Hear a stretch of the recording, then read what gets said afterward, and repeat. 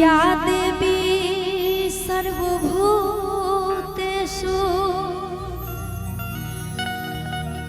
विद्यारूपेण संस्थिता नमस्तस्यै नमस्तस्यै नमस्तस्यै नमो नमः। आइए सरस्वती मैया जी के चरणों में ये समर्पित मेरा गाया हुआ गीत है आप सबके बीच।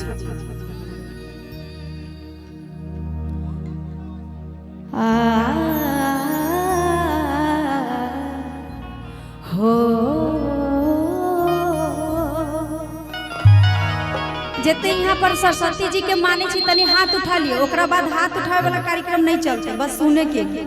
अहाँ सब सरस्वती जी के माने छी, एक हाथ में मोबाइल रखो कोई दिक्कत नहीं है, लेकिन एक हाथ उठा कर माई बहन सब अहाँ सब सरस्वती जी के नहीं माने छी, तनी दोनों हाथ ऊपर उठा के प्रेम से बोलिए सरस्वती मैया की। क्या बात है। हंस वाहिनी पुस्तक धारिणी अवीणा के बजैया आ सात सुर के रचैया हऊ आहे सरस्वती मैया आ खुशबानी जरा वालू स्वर में असुर के दिया आ खुशबानी जरा वालू स्वर में असुर के दिया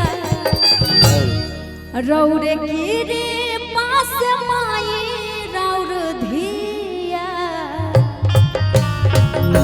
तू शब्द गाले बिया रौरे गिरे पास माई रौर धिया तू शब्द गाले बिया। हंस वाहिनी पुस्तक धारिणी वीणा के बजैया सात सुर के रचैया हे सरस्वती मैया खुशबानी जरा वालू स्वर में सुर के दिया खुशबानी जरा वालू स्वर में सुर के दिया रौरे गिरी पास माई रौर धिया तू शब्द गाले बिया रौरे गिरी पास रौर माई धिया तू शब्द गाले बिया।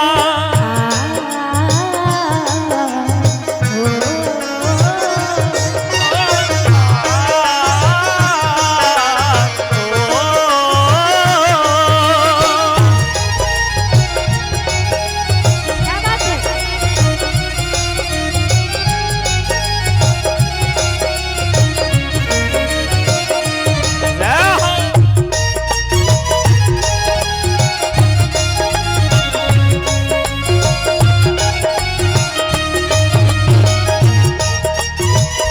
क्या बात है।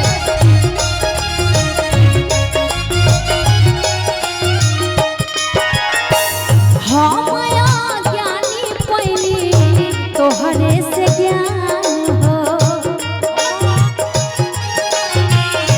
तोहरे से ज्ञान हो जिंदगी भरे तरही हो असही तू ध्यान हो